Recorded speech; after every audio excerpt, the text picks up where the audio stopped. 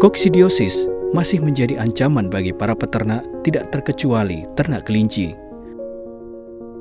Sebagai hewan ternak dan sekaligus hewan peliharaan, kelinci masih rentan terhadap bahaya penyakit pencernaan atau koksidiosis. Upaya pencegahan masih sangat minim. Vaksinasi menjadi langkah strategis untuk mengatasi koksidiosis. Bagaimana upaya pencegahan penyakit koksidiosis? Dan bagaimana pula efektivitas vaksin koksidiosis? Ikuti rubrik klinik di RHTV dengan topik penyakit pencernaan pada kelinci atau koksidiosis bersama Dr. Hewan Penny Humaidah Hamid MPiotek dari Fakultas Kedokteran Hewan UGM. Selamat pagi, apa kabar Ibu? Selamat pagi, Pak Landung. Kabar baik, Alhamdulillah. Sehat semua, Alhamdulillah. Pak? Alhamdulillah, sehat semua Ibu. Meskipun masih dalam kondisi pandemi, tapi kita harus tetap sehat, tetap semangat. Ya. Oke Ibu, kembali ke topik kita Ibu. Terima kasih sudah bergabung dengan DRH TV dalam rubrik klinik DRH TV Ibu. Nah, tema sesuai yang sudah saya sampaikan tadi, saya sampaikan ke pemirsa juga di klinik DRH TV bahwa di episode kali ini kita akan membahas tentang penyakit pencernaan pada kelinci atau koksidiosis. Nah, ini langsung saja Bu, kita mulai saja. Sebenarnya apa saja Bu penyebab penyakit pencernaan pada kelinci ini? Iya, selamat pagi semuanya. Alhamdulillah kita bisa bertemu di sini dalam konten DRH TV. Terima kasih Pak Landung atas arrangement dari acara ini. Jadi memang kelinci sekarang sedang tren ya Pak ya. Jadi ada banyak sekali keuntungan dari peternak kelinci sebagai pet animal, kemudian kelinci pedaging, sumber protein, kemudian juga hewan laboratorium. Namun memang ketika kita mau melakukan ternak kelinci, kita juga harus aware dengan beberapa penyakit yang biasa menyerang kelinci.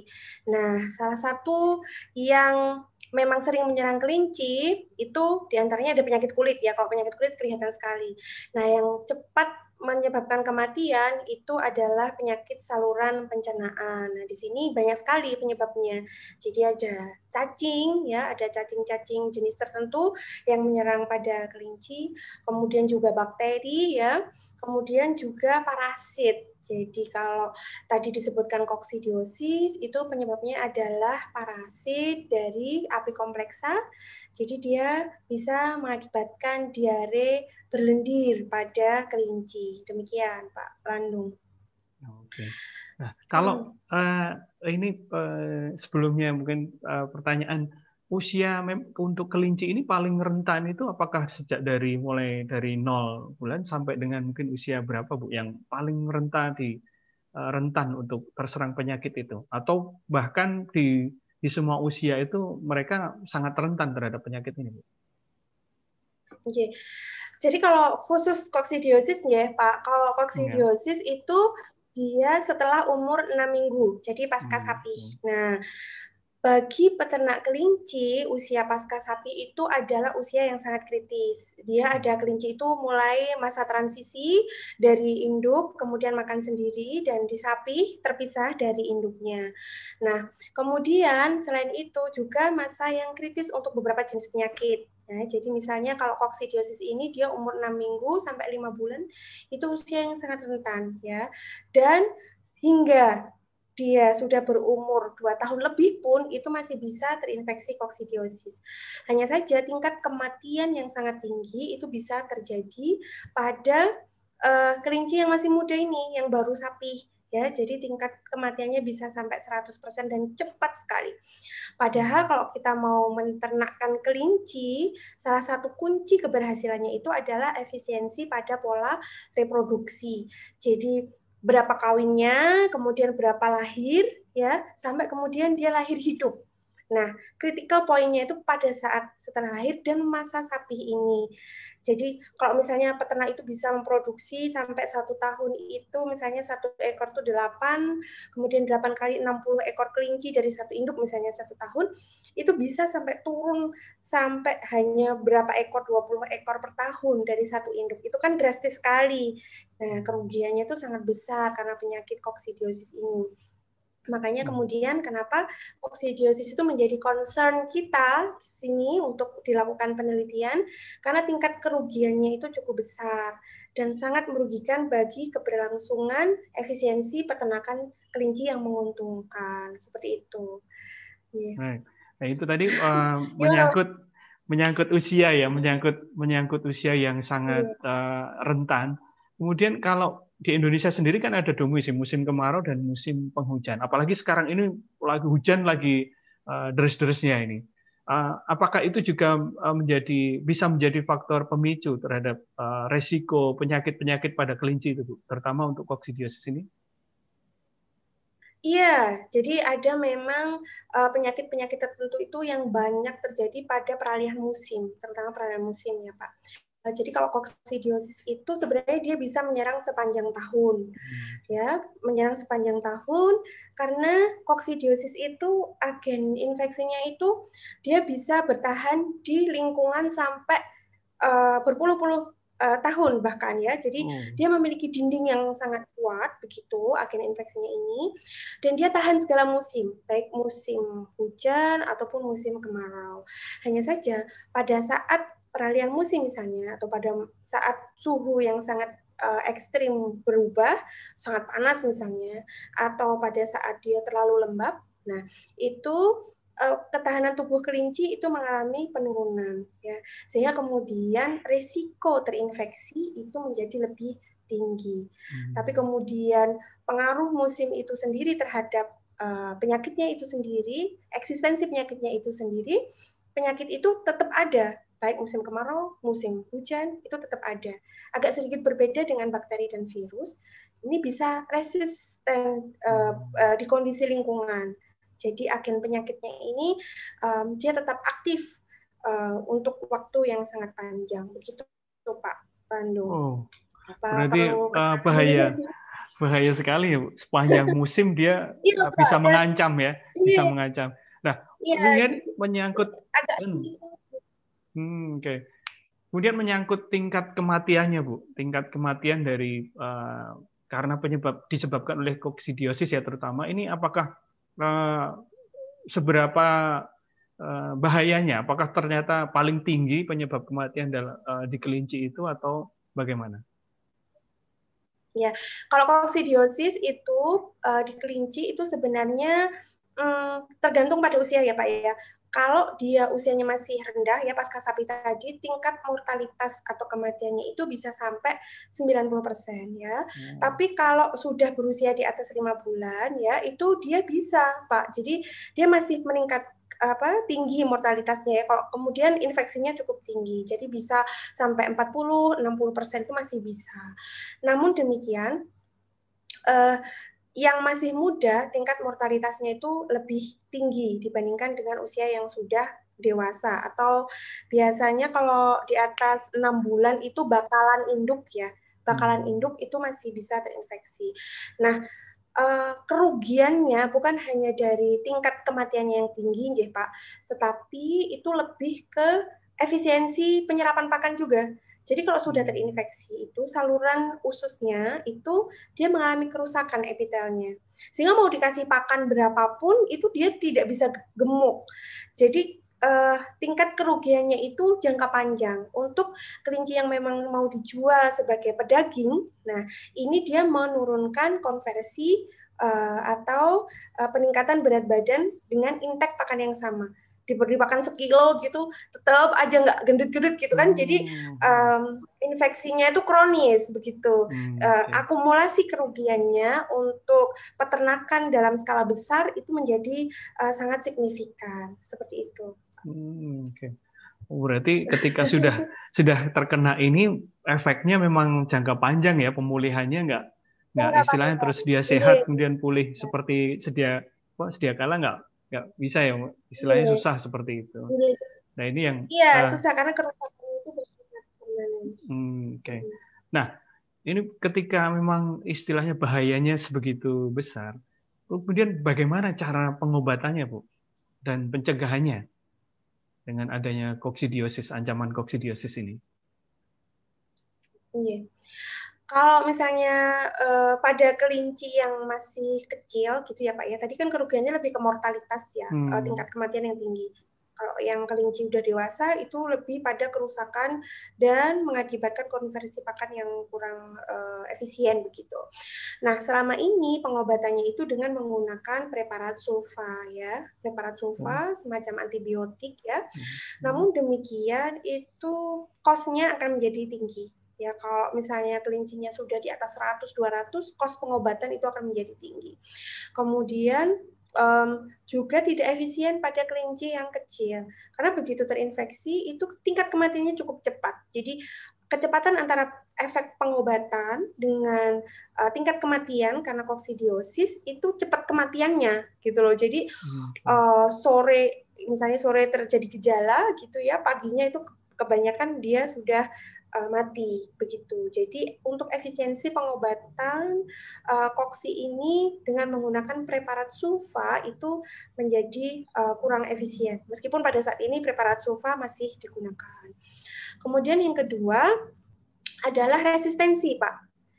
Jadi kalau misalnya kita kasih sulfa terus-menerus gitu ya, itu akan timbul resistensi terhadap antibiotik itu sendiri, sehingga memang ada peraturan untuk penggunaan antibiotik secara khusus ya untuk mencegah penyakit-penyakit hewan seperti itu. Sepanjang yang kami ketahui untuk saat ini pengobatannya masih menggunakan obat-obat yang mengandung sulfa. Basisnya di antibiotik ya Bu ya. Baik. Nah Iya. ini tadi tentang pengobatan. Ini menyentuh ke apa yang sekarang ini Ibu lakukan, sibuk-sibuknya ini untuk pengembangan tentang vaksin, Bu. Karena vaksin ini kan tidak mungkin di kalangan masyarakat istilahnya ketika ada keluhan sakit baru berobat. Nah, sedangkan vaksin ini kan bagian dari budaya baru ya, yaitu budaya tentang pencegahan. Nah, mungkin Ibu bisa ceritakan tentang pengembangan vaksin yang Ibu dan Ibu lakukan di Fakultas Kedokteran Hewan di UGM. Okay. Jadi pada saat ini tim kami sedang mengembangkan vaksin untuk koksidiosis ini. Jadi kita tahu bahwa tadi tingkat infeksinya cukup tinggi begitu, kemudian kasusnya juga cukup banyak, kemudian pengobatannya juga sulit ya saya menggunakan preparat sulfa. Nah, ini kita mencoba untuk mengembangkan tadi budaya preventif. Jadi sebelum sakit kita cegah dulu nih.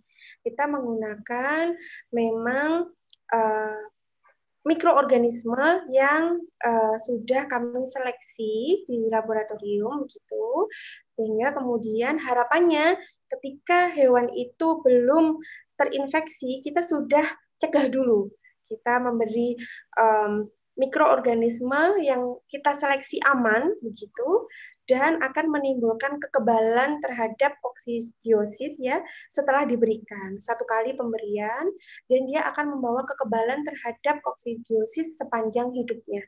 Nah, harapannya vaksin ini bisa efektif dalam mencegah koksidiosis sedari usia sapi ya. Jadi usia sekitar 8 minggu itu sudah bisa divaksin, dan hingga 2 tahun, 3 tahun kelinci itu akan kebal. Seperti itu, Pak. Berarti usia pemberian vaksin yang Ibu temukan ini memang usianya di 8 minggu ya untuk penerapannya ya?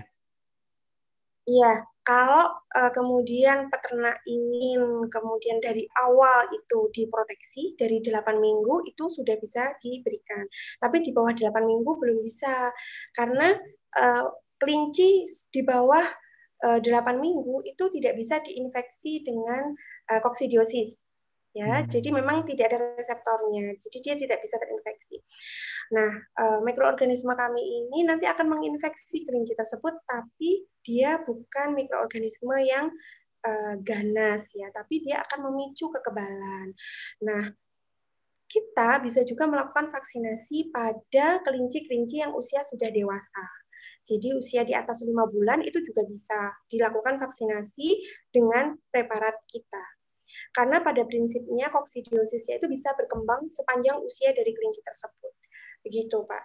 Tapi kalau peternak itu menginginkan kekebalan yang lebih lama, seawal mungkin sebaiknya segera divaksin. Begitu, Pak. Okay. Boleh tahu Ibu, Ibu berapa lama mengembangkan vaksin ini, Bu? Kalau pengembangannya sudah lama, Pak, dari 2000 berapa ya? 2000, kalau belajarnya dari 2011. Wow. Begitu.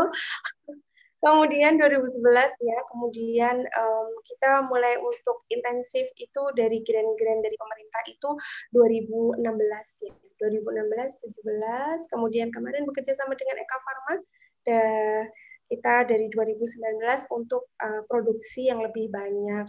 Apakah stabil untuk diuji di lapangan, begitu Bapak. Okay. Oh, berarti vaksin ini sendiri sudah istilahnya diuji ke masyarakat juga ya, Bu ya?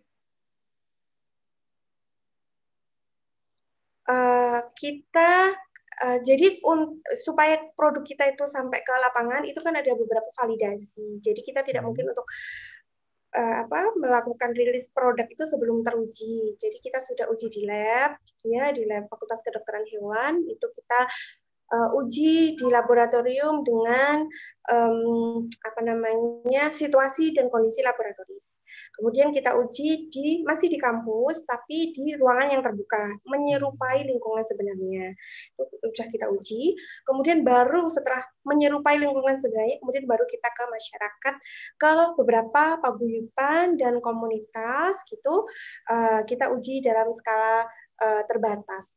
Karena kalau di lab itu kan kondisinya kita yang menentukan pakannya teratur, minumnya teratur gitu.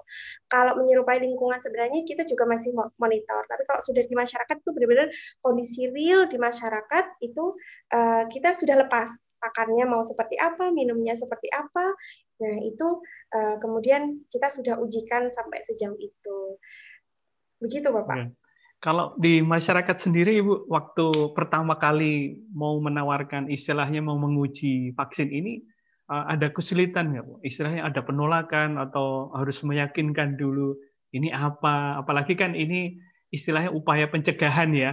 Selama ini kan mereka kalau ada musibah baru periksa aja. Tapi ketika ini vaksin itu apakah ada kesulitan ketika pertama kali vaksin itu diujikan ke masyarakat dalam lingkungan kelinci yang real misalnya di masyarakat? Ya, ada Pak, memang benar.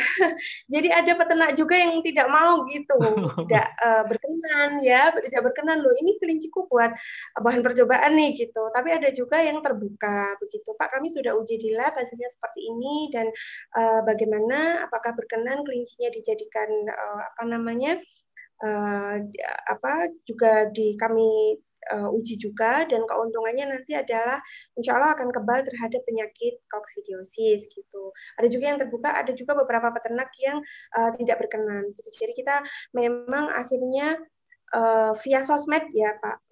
Jadi karena kita uji di masa pandemi, kita masuk hampir ke semua akun Facebook kelinci. Jadi ada yang Jawa Tengah, Kulon Progo semuanya gitu kan, siapa yang berkenan begitu.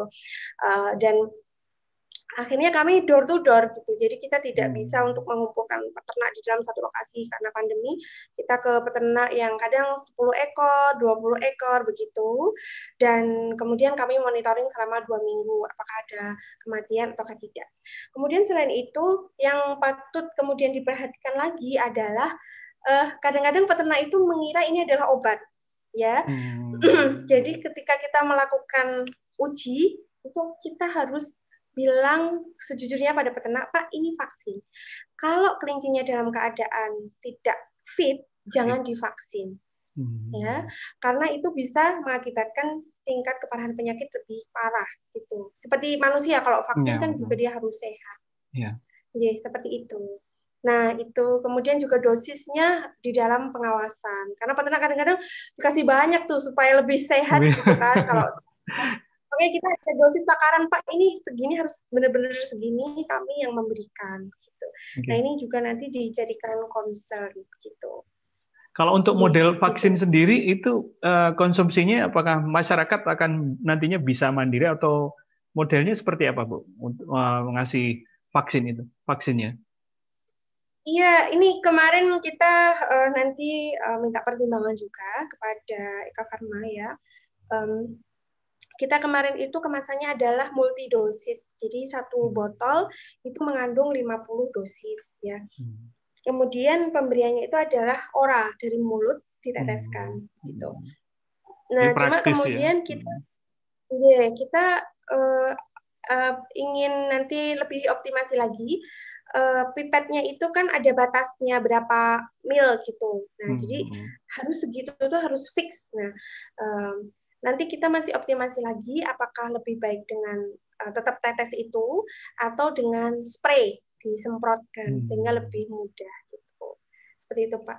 Memang dari mulut langsung bisa. Jadi kalau peternaknya nanti diharapkan peternaknya itu bisa memberikan sendiri, tapi juga dengan benar-benar dengan petunjuk yang benar-benar jelas gitu. Begitu Pak. Kemasan.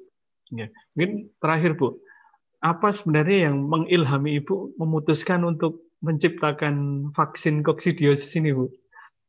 Pengalaman apa, mungkin dipicu oleh apa gitu, atau apa yang mendasari munculnya ide untuk bikin vaksin ini? Ini kan kalau vaksin itu kan pencegahan ya Pak ya, memang budaya pencegahan. Jadi kita mencegah dulu sebelum kejadian gitu ya. Itu akan meningkatkan efisiensi dan semoga berguna bagi masyarakat begitu. Dan perlu diketahui bahwa koksidiosis itu multispesies ya. Jadi dia punya puluhan spesies dengan hospes itu apa ya? Hewan target infeksi itu berbeda-beda. Jadi kalau misalnya kelinci itu nanti jenisnya Emeria magna, Emeria perforans itu sendiri. Ini khusus vaksin untuk kelinci. Dan di ayam, Pak, itu juga ada vaksinnya. Yaitu Emeria tenella. Itu juga tinggi banget kasusnya. Jadi kalau kemudian di kelinci kita sukses untuk establish, nanti kita bisa juga ke ayam, kita bisa juga ke kambing. Dengan spesies yang beragam tersebut, namun dengan protokol yang sudah kita ketahui bersama. Sehingga harapannya pencegahan terhadap koksidiosis ini bisa terjadi, bisa diterapkan ke semua hewan yang memang